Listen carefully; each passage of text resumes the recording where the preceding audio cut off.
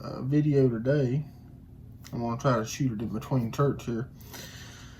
It's a little, I guess, unconventional video, but since we're an outdoor channel, one thing I rely on with everything I do, be it hunting, fishing, working outside, in the garden, splitting firewood, whatever I'm doing, there's one tool that I rely on more than anything every single day, and that's my work boots.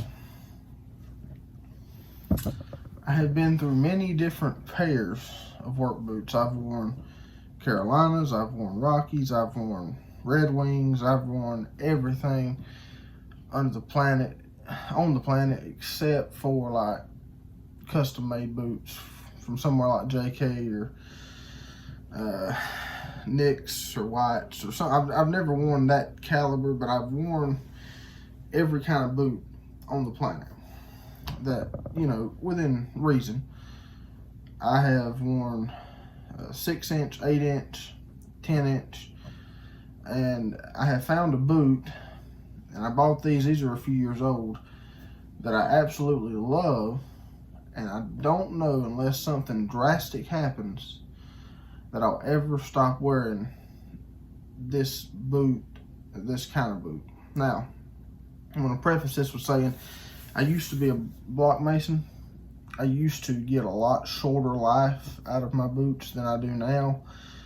Just working here at the house and, you know, doing what I do now, I get a little more time out of them, but these boots have lasted me longer than others that I've had, even in just this same environment. And the boot I'm talking about is a Thorogood 8-inch Mach 2 boot. I've had this pair of boots, I believe, for 3 years, and I'll get the camera over here and show a little better angle. I've had this particular pair of boots, I think, for 3 years. I think I ordered them back in, might have been 4 years, 2022 maybe, might have been when I ordered them, or 21, I can't remember. This has been the best boot I've ever had, and I've worn it slick. You can see, I mean, there ain't no gription on the bottom of that thing anymore, hardly. But this boot is the greatest boot I have ever put on my foot. From day one out of the box, these felt like I'd already been wearing them a year. And I actually have got my brother and my father-in-law in on the action of wearing these boots because they are so comfortable, and they're a pretty tough boot too. I take care of my boots. Every 2 to 3 months I get them out. I strip the laces out of them and I oil them down, saddle soak, conditioner, and I mean we take extremely, I do theirs as well, same time. I take extremely good care of my boots because this is on my feet, and I want something on my feet that's going to be comfortable. But that's really not the video for today. The video for today is an unboxing of my new boots. These are a Thorogood. They are still the 1957 Flyway series. But one thing that's different about this pair versus this pair is the leather is different on them. You can, it's a crazy horse leather. So I don't know for sure. I'm not a professional boot maker or leather craftsman. I don't know. My father knows more about leather than I do. I think the leather might be a touch thicker on these. I don't know. These are brand new out of the box. Obviously they're going to be a little stiffer. But you can see, hopefully, the contrast. This old pair is a little darker than this new pair. It's kind of funny to see. I'll show you. Well, you can see it there. This is a 3-year-old pair. How much shorter it is than this pair of boots. But let's get into this boot here. This new boot, and I'll show you in here too. And I'm going to do a kind of an upgrade to both pairs today, and I'll show you those as well. Again, this is an 8-inch mock toe boot. When I first ordered my first pair of Thorogoods, I didn't think that I would really like that mock toe, and I apologize if the lighting's not good. I didn't really think I'd like that mock toe that good, but after wearing it for so long, I don't know that I would want to wear any other kind of boot. Now, too, I ordered mine with a rubber sole. I think the most common is the white crepe material, whatever it is, wedge sole. That's what my brother has on his. He's a landscaper. My father-in-law has those on his. He's retired. He just loves the boots. I like this rubber sole. I mean, it's thick. Now, I don't think my wife's a big fan of the sole because it does track everything into the house if you don't beat your boots off really well. But it sticks. It's got a lot of grip to it. I mean, I've walked in the mud. The only problem I've ever had was with this pair. I took them, and I wear these boots hunting too. I mean, this is my boot. This boot has been on my foot every day just about for the last, since I bought them. So, I mean, I wear them for everything. Every deer I've killed in the last several years, turkey, fish I've caught has been in this pair of boots. I mean, I use these boots for everything as well as, you know, plowing the garden, tilling the garden, doing that kind of stuff. This sole, I think, works best for an all-around thing, all-around kind of boot. I had a problem up in the game lands. I went with my daddy on some public land this year to deer hunt, and it was steep. I mean, it was ungodly steep. And with them having no, I mean, they're slick on the bottom. I had a really tough time walking in mountains and staying on my feet. I think I probably fell 100 times that day. It was horrible. And it wasn't, you know, it was just this being so slick on the bottom. I mean, you can see there's nothing there anymore. A couple of things I have noticed, though this is a different leather, and you can't really see on this either one of these boots because they're so old, but the stitching here around, you know, the welt was white at one time. It's not now. They have changed the color of the stitching around the welt, and I don't know if you can see it or not, to a brown. I actually kind of like it. It makes me feel like I'm not dirty enough to boot. Now, there's things I know people don't like about Thorogoods. They can be resoled, which is what's going to happen to this pair. I'm going to get a new sole put on them, and I'm going to keep wearing them and just alternate off every day. I know people don't like the rubber welt that comes with the Thorogood, but when I get it resoled, they can put a leather welt on it, and I'm going to have that done, leather welt with a new rubber sole put on the bottom of it. I think it's going to be, I'm going to have a Vibram put on the bottom, so for a little while it'll feel like walking on 2x4s, but it'll be all right. This is the boot, man. This is the 1957 Flyway series. If you want a good all-around boot, and this is just my opinion, you know, this ain't fact. You know, I think some people on YouTube, when you voice your opinion, get upset because, you know, your opinion's not the same as their opinion. This is my opinion. This is the greatest boot ever made off the shelf. That's the key, off the shelf. To be able to buy these, my wife ordered these on Amazon. She ordered my last ones on Amazon. To be able to get a boot that is not custom made, I think this is the best boot there is. Now, like I said, if you got a different opinion, let me know in the comments. Some people say I didn't have a good look out of Thorogoods. I didn't have, you know, that's fine if they didn't. But for me and the people around me, we've had a tremendous luck with them. This footbed is a killer. I think it's a killer footbed. Now, with that being said, this is the new footbed, and this is my old footbed. It's had its run. But other than that, that's the only thing I've had break down on this boot is the insole. And I could put a new pair of insoles in the boot. Nothing else, the leather's still in really good shape. After 3 years of, it's heavy use. I mean, this ain't, I'll wear them on the weekends. I wear these things every day. I'm kicking stumps, firewood, cutting, this boot gets absolutely abused. And the leather's held up well, phenomenally well, to the point my wife actually has got a 6-inch pair she wears, and she loves them.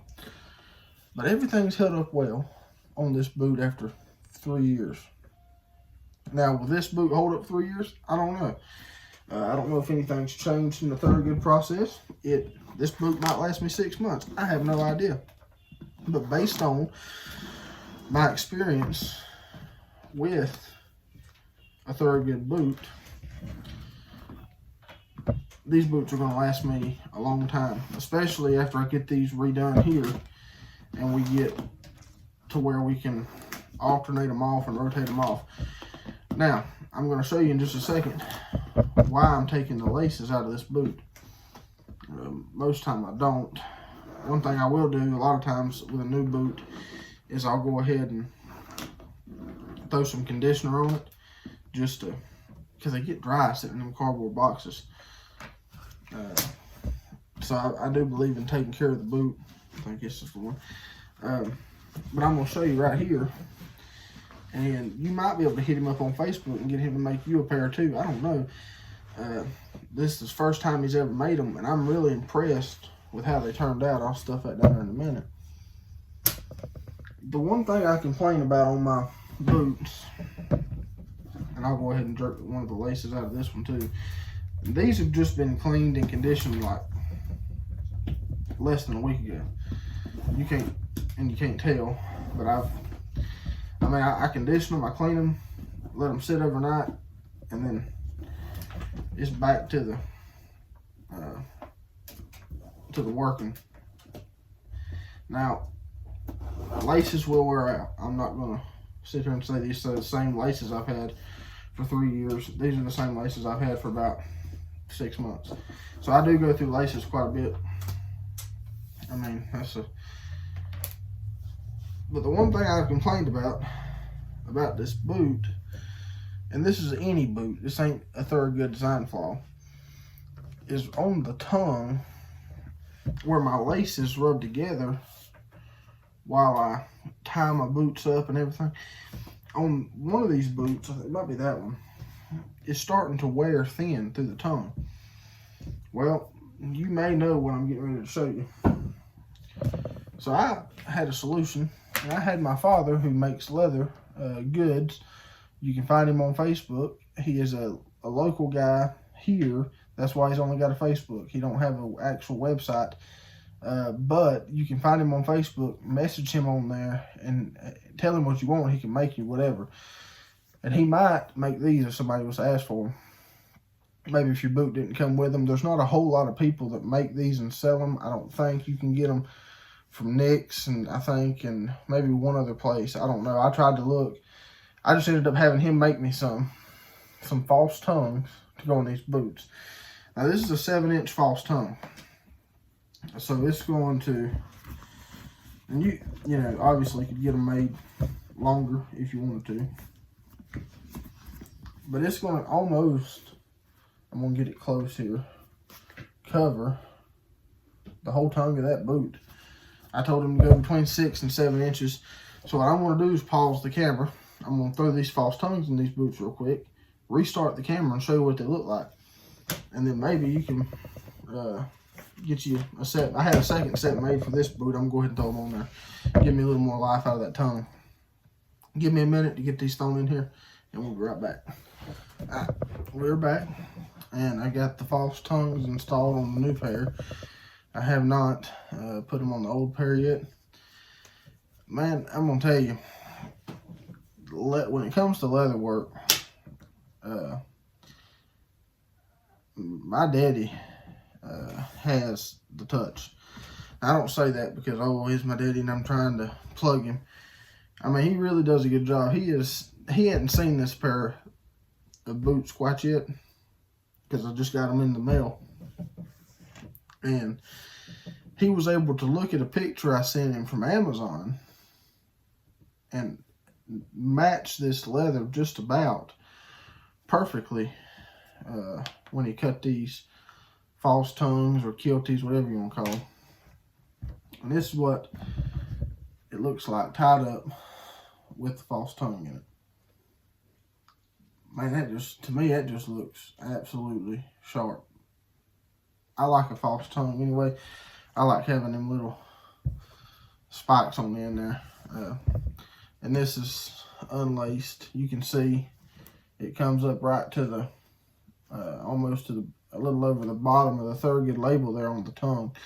So this should give me really good protection all the way up the tongue from the laces, as well as another layer of prevention. Maybe if something was to try to fall and penetrate that boot there, I don't know. These are a soft toe boot. I don't wear steel toes. I cannot stand them. I despise them. I hate them.